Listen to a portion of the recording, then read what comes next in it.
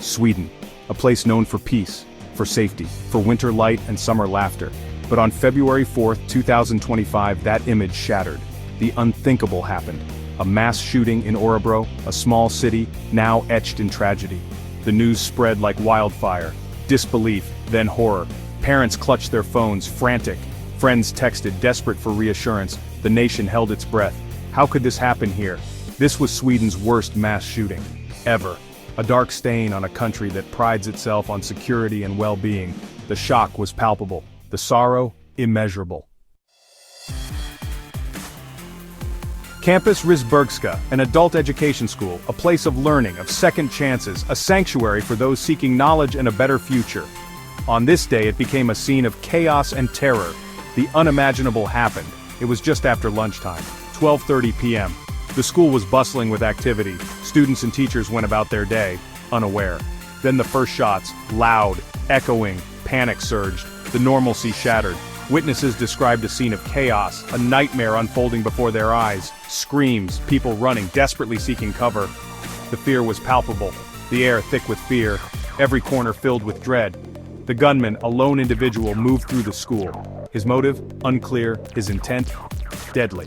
One student, Andreas Sundling, later recounted the events to the press, his voice trembling.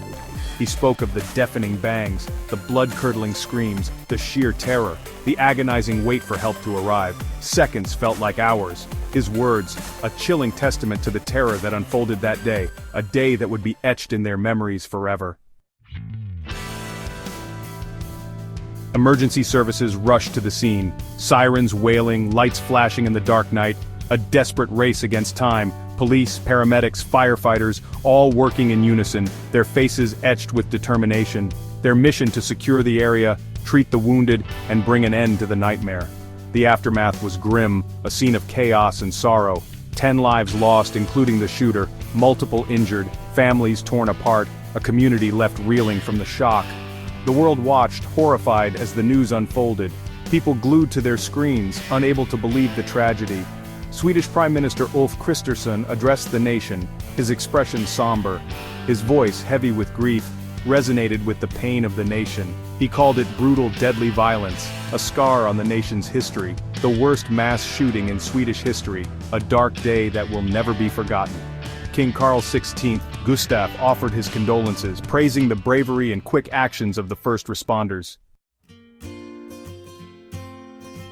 In the wake of the tragedy, questions linger.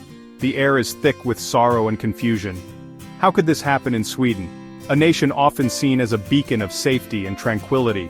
A country with strict gun control laws, where such events are almost unthinkable. A place known for its peaceful nature. The answer is complex, multifaceted, involving societal and global factors.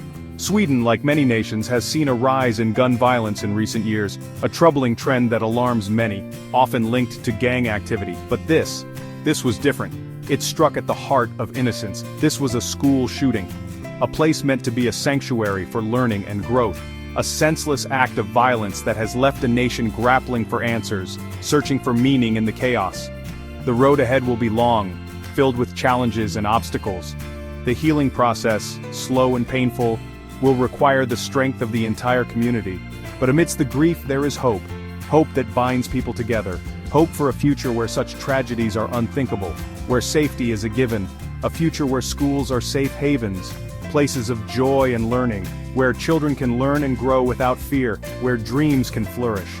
This is the challenge for Sweden, for the world, to create a safer tomorrow, to learn from this tragedy, to implement changes that prevent future heartbreak, to address the root causes of violence, to foster understanding and compassion, to build a future where peace prevails, where communities thrive, for the sake of the victims, for their memory and legacy, for the sake of humanity, for a world united in the pursuit of peace.